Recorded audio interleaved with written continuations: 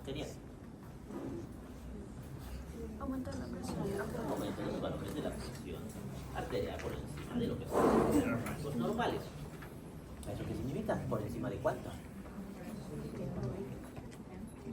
La presión arterial tiene la sistólica y la diastólica. ¿Sí? Es un error que veo en muchos de sus compañeros. No sé por qué la leen al revés la presión. La leen 80-120. No sé por qué. ¿Sí? Primero la sistólica, luego la diastólica. ¿Alguna vez van a escuchar presiones de 12-8, por ejemplo? ¿Qué significa eso? Solamente por costumbre, en vez de decir 120, dicen 12 en vez de decir 80. En algunos países van en contra. Definición: elevación de los valores tensionales por encima de los aceptados, pero que tengan repercusión sobre los órganos blancos. Y a eso se llama síndrome hipertensivo. Ahora, cuando aumenta la presión arterial, les va a tener algunos problemas. ¿Cuáles? ¿Quién es el primero en sufrir cuando aumenta la presión arterial? ¿Qué órganos van a ser afectados? Más que todo lo que se va a afectar va a ser el endotelio, que es el que va a recibir la mayor sobrecarga de presión hidrostática. Y el endotelio va a liberar algunas sustancias, como ustedes bien saben, libera óxido nítrico, por ejemplo. Y se va dañando con el tiempo. Y ese daño va a hacer que se pueda coleccionar lo que es la placa ateromatosis. Después, como decían ustedes, se van dañando los riñones que trabajan bajo presiones, bajo flujos del glomérulo renal. También puede dañarse a través del daño del endotelio diferentes órganos, como son corazón, pulmones, cerebro y demás. Causas. Factores de riesgo que modificables. Tenemos la ingesta de sodio. Los pacientes que ingieren mucho sodio pueden tener más predisposición a tener la hipertensión arterial. ¿Pero por qué? ¿Qué tiene que ver el sodio con la presión arterial? El sodio retiene el agua. Si retienen agua, ¿qué va a suceder? Van a aumentar el volumen y por tanto va a aumentar la presión hidrostática, lo cual haría subir la presión. Normalmente, si ustedes se toman una cuchara de sal en un vaso de agua, tampoco va a suceder eso. ¿Por qué? Porque su cuerpo aprende a regular el sodio, va a buscar los mecanismos para regular. Pero si esto se hace de forma crónica, con el tiempo, esos mecanismos adaptativos van a comenzar a fallar. Otro es el sedentarismo. Sedentarismo, ¿por qué? Ahí tenemos dos problemas principales. La circulación no es de las ideales, porque si uno no está sedentario, ¿cuál es la sangre que necesita que se mueva para que circule? No, porque necesitan que los músculos para la respiración, para apretar esos vasos, porque no son de resistencia, son de capacitancia solamente las venas. Entonces necesitan ayuda de que se muevan. Un problema va por ahí. ¿Cuáles son otros problemas que aparecen por ahí? Si son sedentarios, generalmente los pacientes sedentarios tienen una gran ingesta calórica y eso que va a provocar, si no hacen actividad física, que vayan a tener obesidad. Y por tanto van a tener aumento de los valores de colesterol y triglicéridos que finalmente van a terminar formando la placa ateromatosa. ¿Qué más? Ese corazón que no aprende a autorregularse, por ejemplo, los deportistas, ¿qué va a suceder? Se regula muy fácilmente, hacen taquicardias para satisfacer las necesidades del momento, pero en el momento que dejan de hacer la actividad, baja esa frecuencia cardíaca. Entonces, se regula la frecuencia cardíaca con más facilidad porque el cuerpo aprende a esa nueva situación, se adapta. El paciente sedentario no tiene esa adaptación, entonces no es tan fácil que suba la frecuencia cardíaca o que baje, lo cual hace que trabajen con frecuencias cardíacas más altas por más tiempo. ¿Qué más? El estrés. ¿Qué tendría que ver el estrés? ¿Qué libera el cortisol? Cortisol. Ese cortisol va a ser aumento de la presión. ¿Cómo el cortisol aumenta la presión arterial? ¿Qué más? En el sodio también. En el sodio van a tener aumento de la presión hidrostática. ¿Qué más? Por eso no es buena idea darle corticoides a los pacientes hipertensos, acordándonos de este tema, porque veo que algunos pacientes hipertensos dan corticoides.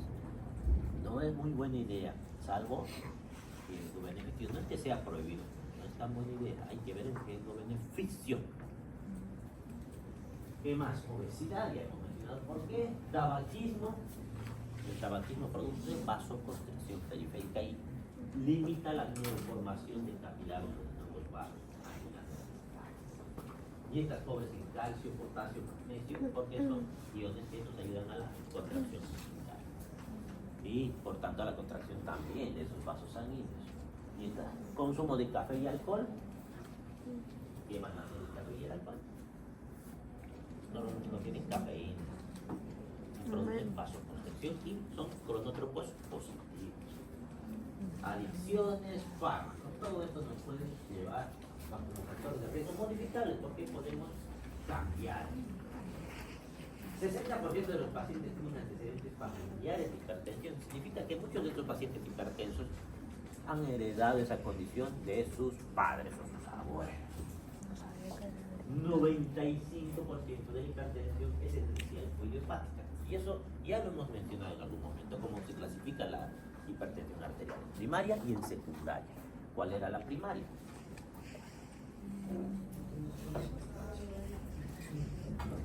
Primaria. Esta precisamente. La que no sabemos la causa. El problema está en el endotelio. ¿Y la secundaria cuál era? 5% por una causa secundaria a algún otro trastorno. ¿Cómo cuáles? A ver, alguno que sea. ¿Qué más? Lo que más común, tal vez, ¿qué más? Pero más que todo es la diabetes no produce hipertensión, por si acaso. Es un error que a veces cometemos. Pero los pacientes con diabetes tienen mayor predisposición a tener hipertensión, porque en la diabetes también hay un daño arterial. ¿Qué más? Y empeora el riesgo cardiovascular que uno sea diabético. ¿Qué más? El feocromocitoma, por ejemplo. ¿Qué es el feocromocitoma? ¿Te acuerdas? Sí, era un tumor que liberaba catecolaminas. Entonces era un tumor de suprarrenales. Y ahí tenemos. Y la causa secundaria podría dar una solución. Un ejemplo de eso es los pacientes hipertensos por una estenosis de la arteria renal. Hay pacientes que tienen estenosis de la arteria renal. Si tienen estenosis, ¿cómo podríamos diagnosticar eso? Una estenosis de una arteria. ¿Cómo diagnosticar en el examen físico? Estenosis en la arteria renal. ¿Qué hace para diagnosticar? Se puede diagnosticar en el examen físico. No es tan fácil, pero se puede. Es más, un paciente joven que ve hipertenso, tengo obligación de buscar eso.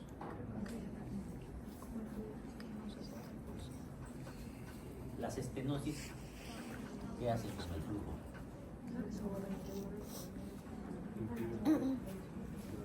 Pero no está totalmente cerrado, disminuye el flujo evidentemente, pero ¿cómo es el flujo normal en los vasos sanguíneos? Laminar. Y cuando hay una estenosis, ¿qué va a pasar?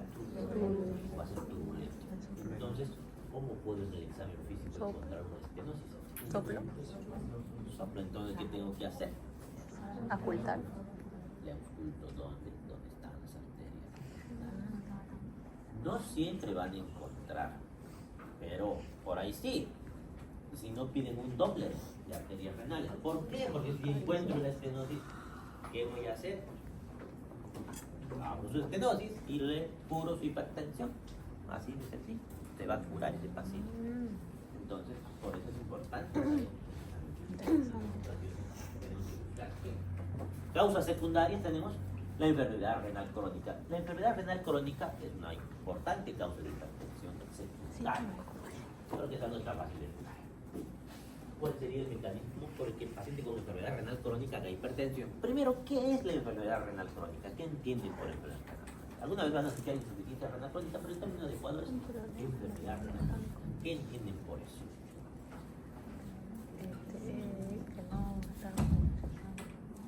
Pues les preguntamos a los pacientes cuando hacemos la historia clínica, ¿qué enfermedad ha tenido antes? Una de ellas es, soy un paciente con nefropatía, una enfermedad renal crónica que estoy en plan de hemodiálisis. Entonces ahí automáticamente ustedes ya están pensando en que ese paciente es hipertenso. Sí o sí. ¿Por qué? No porque le eritromicina. A eso. Por la renina. Pero dice, pero si ese riñón no sirve, porque tendría que producir renina. Porque ese es el que se encarga de... ¿Cómo se produce la renina? ¿Por qué se produce la renina? Y entonces, ¿qué sucede? La sangre no está llegando a quién, al glomérulo más que todo, ¿no? Entonces, un paciente con enfermedad renal crónica, ¿cómo funciona el riñón? Funciona por flujo. Tiene que haber un flujo constante de sangre. Si ese flujo no es constante, el cuerpo va a liberar renina. Entonces, como un riñón ya sea hipoplásico, que por cualquier cosa no esté funcionando, va a interpretar de que no está funcionando porque el flujo no es adecuado. Entonces empieza a liberar renina. Y son pacientes que todo el tiempo están liberando renina. Entonces son pacientes que si les toman un examen de sangre tienen hiperreninemia. ¿Ya? Ese es el mecanismo. Luego, la hipertensión renovascular. Ya hemos dicho qué es. Ahí es el caso de la estenosis de la arteria renal. Coartación de aorta. ¿Qué es una coartación de aorta? Es una estenosis ahí en la aorta. Se llama coartación de aorta. ¿Y por qué tendría que producir hipertensión una coartación de aorta? Porque está obstruido. Ya, pero- Daña el endotelio. Hipertensión. ¿Ah? Ya, pero ¿y por qué son hipertensos? Bueno, ahí deberían estar hipotensos desde ahí para abajo, ¿no? Porque si la presión se disminuye, mejor, qué mejor que esté hipotenso de aquí Por el para abajo. sistema renino. Por el Sí, sistema va a renino. compensar.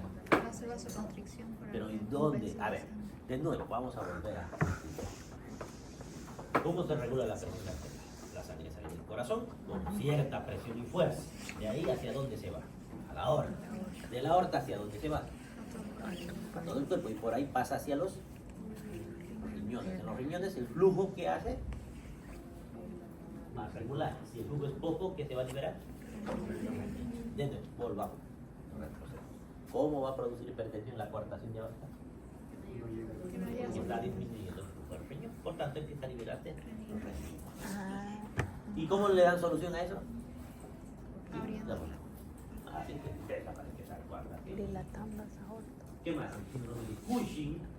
Estamos hablando ahí de liberación de corticoides Ah, y otros estadios. Hipercolesterolismo, incluida la corticoterapia. Aquí estamos hablando de pacientes que tienen mucho colesterol, no solamente el Cushing, porque el Cushing puede ser el resultado.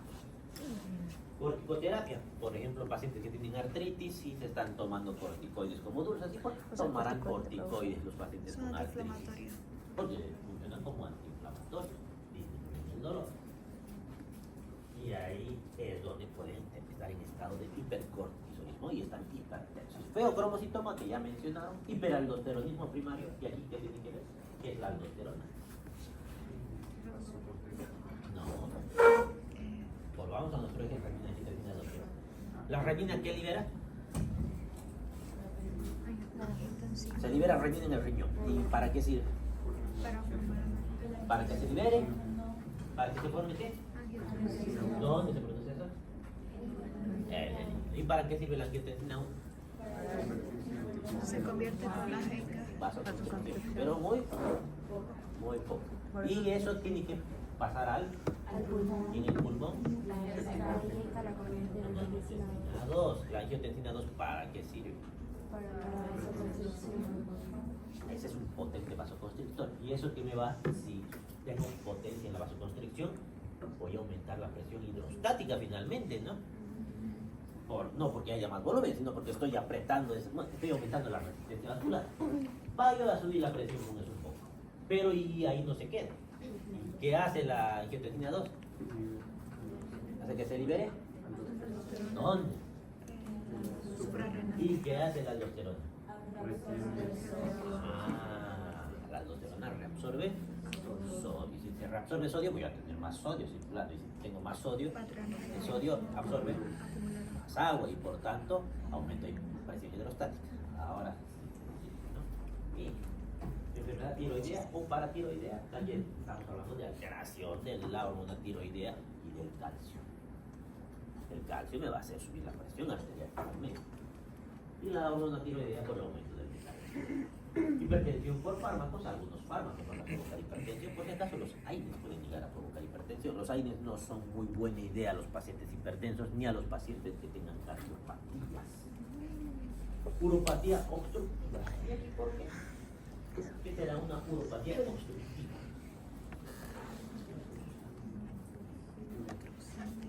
Se obstruye, ¿qué hay? Ya, digamos, un ureter se obstruye. Si se obstruye un ureter, ¿qué va a pasar? Eso y eso que me va a provocar. Volvemos a nuestro problema del flujo, ¿no? Y por tanto se va a liberar y todo lo demás. Fisiopatología, no vamos a entrar en mucho detalle de esto, pero ahí entendemos que el óxido nítrico se libera en el endotelio. ¿Y el óxido nítrico qué hace?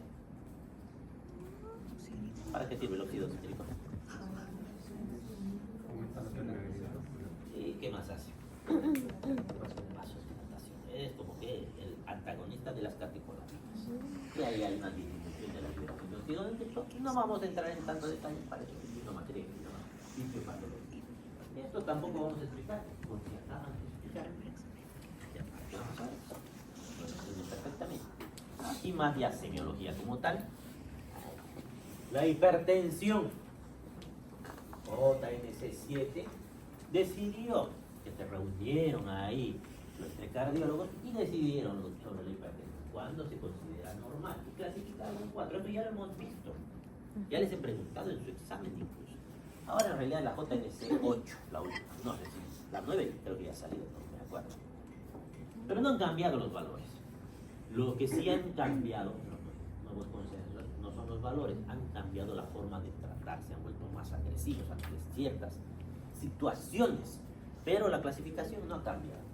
Tenemos normal, hay otra clasificación europea, nosotros normalmente usamos esta.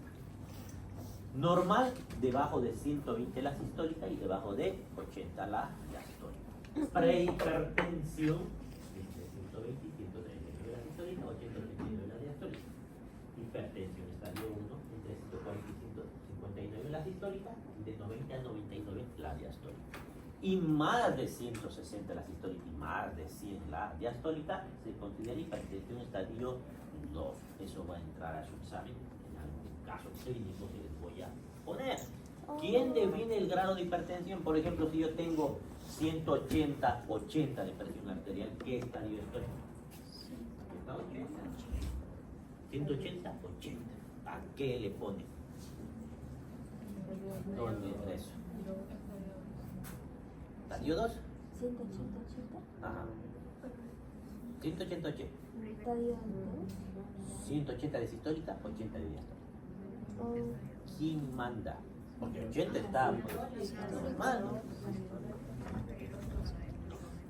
La diastólica. Cualquiera, pero cualquiera, la que esté más alta. sería Entonces, si yo tengo 180, estoy en estadio 2, no importando que la otra esté normal. ¿Ya? Sí. Ahora, va a ser medio raro encontrarnos en otro caso, ¿no? Que tenga 120, 100, por ejemplo. Pero si tengo 120, 100 de presión arterial, o 120, 110, ¿dónde entraría eso? 120 está normal, ¿no? 110. Entonces, ese entra automáticamente en estadio 2, a pesar de que estoy con 120. Solo que va a ser muy raro que se encuentre eso. Eso sí, es raro. Pero siempre encontramos cosas extrañas por ahí, de tanto en tanto. Entonces, el valor más alto es el que nos va a definir a dónde entramos. Manifestaciones clínicas. Tenemos prehipertensión, que es asintomática. Ahora esta palabra de prehipertensión llama la atención, porque también vamos a encontrar prediabetes. Pese a que yo digo que no existe la prediabetes, que existe lo que es un estadio que se llama el no es prehipertensión, le dicen el momento de resistencia a la insulina. ¿Ya? Pero hay literatura que habla sobre la prediabetes, consideramos también. Pero cuando escuchamos palabras como preinfarto, que algunos de ustedes escuchado hablar el otro día, eso no existe. No existe preinfarto, no existe pre-ACV, no existe casi embolia, casi infarto, no hay. No hay. La gente sí maneja esos términos, pero no Sí, existe. casi me dio un A ver, infarto. ¿qué significaría preinfarto? Porque estoy a punto de infartarme, pero no me infarte. No hay. O me infarto o no me infarto. Lo que sí podría haber un infarto muy grande, mediano, pequeño, estamos usando palabras incluso coloquiales. Pero el tamaño del infarto sí podría ser. Pero preinfarto, no. Lo mismo accidente cerebrovascular. Hay una patología, pero no es pre-ACV. Tal vez podría considerársela. Es el AIT, el accidente isquémico transitorio, donde la oclusión del vaso ha sido por una fracción de muy poco tiempo, que ha provocado un déficit motor, pero ha sido tan poquito el tiempo que al repercutir ha puesto la capacidad de todo el cuerpo sin ninguna secuela. Ahora, evidentemente, un AIT les está diciendo que busquen la causa porque la próxima va a ser de verdad. Pero no es pre-ACV. Igual, no hay preinfarto. ¿Listo? Y ya. Entonces, la prehipertensión, cuando estamos en valores de prehipertensión, suele ser asintomática. Ya los pacientes que tienen síntomas pueden aparecer, por ejemplo, cefalea. Pero alguna vez les dije que la cefalea no es tan común en la hipertensión, porque en realidad la hipertensión que le llamamos el asesino silencioso, porque generalmente no trae signos de síntomas. Pero cuando aparecen, porque de vez en cuando aparecen, no es que nunca aparezcan, en los pacientes que aparecen, el 50% son cefalea en los que aparecen. Angina de pecho.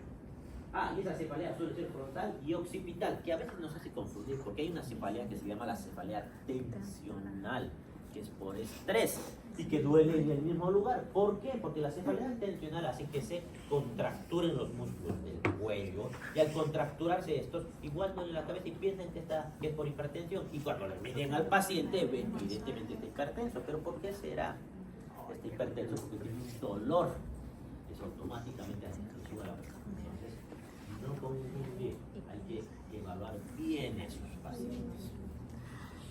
¿Qué más? Angina de pecho por la enfermedad coronaria, déficit motor o sensitivo, y ya estamos hablando del contexto de que el paciente ya ha hecho un accidente cerebrovascular o ha tenido un accidente isquémico transitorio. Por si acaso, a pesar de que no estamos en el tema, ya vamos a llegar en el próximo semestre. AIT es déficit motor que no deja secuelas y que revierte en menos de 24 horas. Si hasta 24 horas sigue el evento, pues eso no es un AIT, es un accidente cerebrovascular. Problemas de visión, claudicación intermitente, poliuria, nicturia. Claudicación intermitente es que caminan un poco y empiezan a cansarse, les duelen las piernas y tienen que sentarse o pararse a descansar y vuelven a caminar. Eso sucede por vasoconstricción a nivel de las arterias. Vale. Poliuria. ¿Por qué poliuria? ¿Poliuria qué? Era orinar arriba de los 3 minutos. Exactamente. ¿Y por qué tendría que tener poliuria un hipertenso? Porque Está queriendo deshacerse del volumen, básicamente. Nicturia, lo mismo. Porque la noche se despierta. Ahora no estamos hablando de un paciente con un problema de próstata, estamos hablando de hipertensión.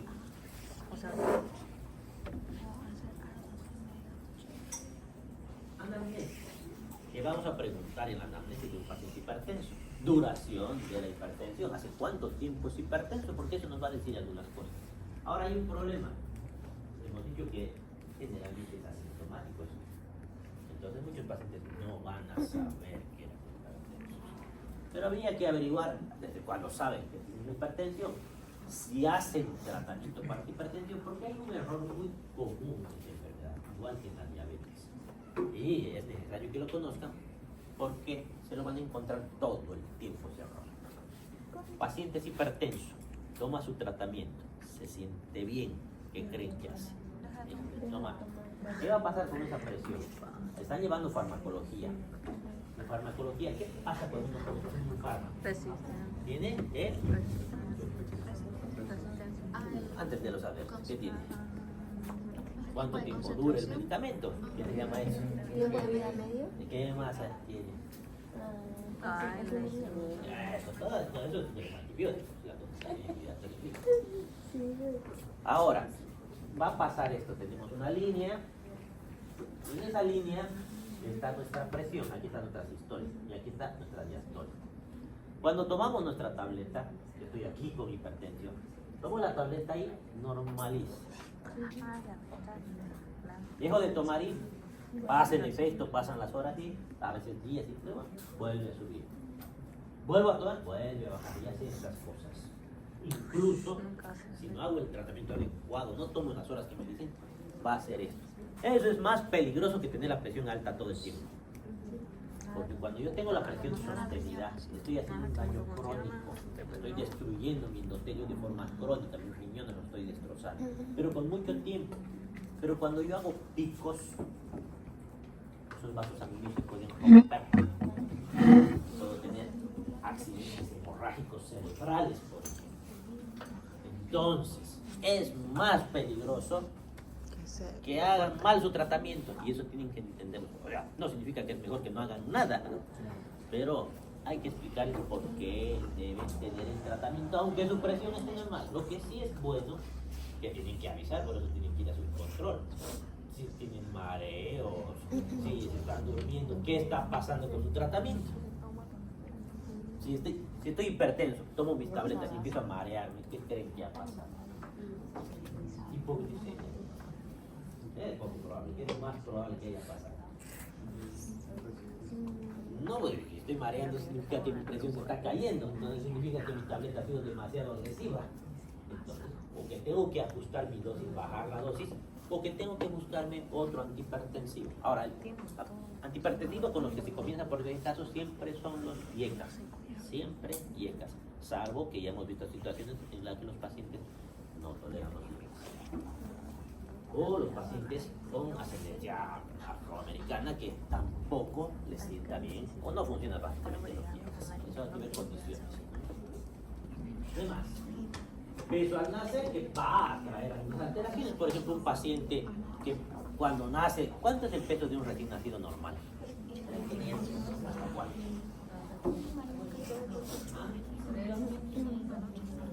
Más o menos, no me acuerdo yo sinceramente. Y si pesa más, ¿qué se llama? No, se llama productos macrosómicos, ¿no? Eso me vale para predisponer a que yo sea o diabético o hipertenso posteriormente. Todos los macrosómicos van a tener ese problema. Y no solamente él, la mamá también. La mamá puede desarrollar hipertensión y diabetes. Antecedentes heredofamiliares, está bastante claro. Si tengo padres hipertensos, probablemente llegue a ser hipertenso. Factores de riesgo cardiovascular, ya los hemos visto. ¿Cuáles son los factores de riesgo cardiovascular? Tabaquismo, ¿qué más? Diabetes, por ejemplo, factores de riesgo, obesidad. Fármacos tóxicos, síntomas de causas secundarias, síntomas de daño de órganos blancos. Por ejemplo, síntomas de daño, órgano de daño blanco, ¿cuál sería? Que empiece a tener hematuria, o que empiece a tener poliuria, o que me duela el pecho, o que me maree, o que pierda la conciencia. Sería daño de órganos blancos. Otras enfermedades, plan de alimentación, COVID, factores sexuales, disfunción sexual, eso es otra cosa importante. Pacientes que empiezan a tener problemas de erección los varones, hay que ver si no están con diabetes o si no están hipertensos. Examen físico, determinación de la presión arterial. Esto la persona ya sabe cómo se mide la presión arterial de un paciente. Tiene que estar en reposo durante unos 5 minutos. Eso no significa que, porque a veces no explican bien, no significa que 5 minutos antes haya hecho una maratón, por ejemplo.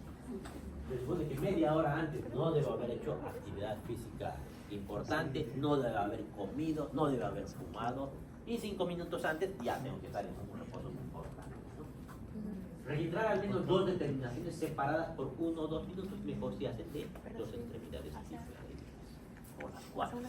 Utilizar el magnito adecuado, eso significa que no uses uno muy pequeñito en un paciente obeso, uno muy grande en un paciente con nutrición. Utilizar el magnito adecuado, hay por tamaño. Colocar el magnito a nivel del corazón en cada posición, utilizar las fases de los ruidos del corazón. Si hemos visto cómo medir la presión arterial, medir la presión arterial en ambos brazos en la primera visita, determinar presión 1 y 5 minutos después de asumir la posición de pie, buscando la hipotensión ortostática, determinar la frecuencia cardíaca después del segundo registro de la presión arterial, hipotensión sentado. ¿Cómo se mide la presión arterial? ¿Cómo medimos? ¿Ah? Está sentado el paciente, ¿qué hago? Ya está. Ahora, ¿qué hago? No al aire, ¿no? Tiene que estar apoyado. Ya, digamos que tengo que apoyado. Luego, ¿qué hago? ¿Ah? ¿Dónde le pongo la manita? Luego, ¿qué hago? Lo miro al paciente, no sabemos qué hacer. ¿Qué hago? Ya le puse eso. El pulso, ya. Tiene 60, ¿qué hago?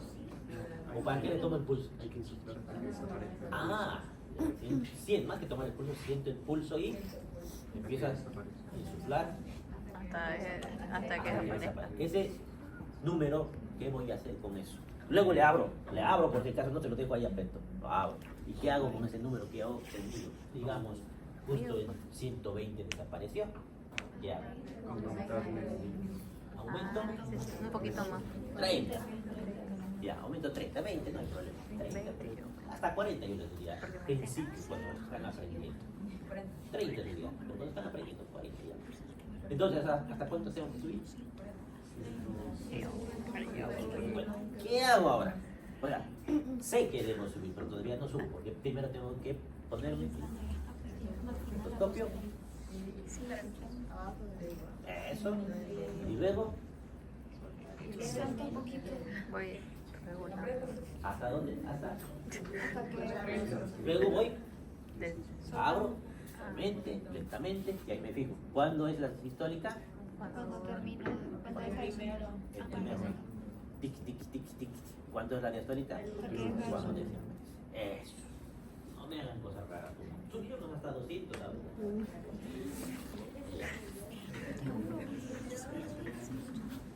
¿Qué más? Yo ya estoy esperando. Ya no tengo. Examen físico. Examen físico general, frecuencia cardíaca, pulsos, pesos, talla, dimensión corporal, perímetro de la estructura, tejidos de todo eso hay que evaluar porque un hipertenso nos estamos imaginando que tiene algunos de estos problemas. Registro de la presión arterial, pulso arterial amplio, puede ser útil en ancianos la maniobra de Osler. ¿Para qué era eso? Para ver que no tenían calcificación en sus arterias, porque si tenían calcificación, ¿qué sucedía? Tomaban falsamente hipertensión arterial, ¿se acuerdan? ¿Qué significa? Que apretaban y seguía sonando eso hasta allí. ¿Qué más? Marcadores cutáneos de resistencia a la insulina, ¿cuáles eran? ¿Qué significa marcadores cutáneos de resistencia a la insulina? Cosas en la piel que vemos que nos dicen que este paciente tiene algunos problemas de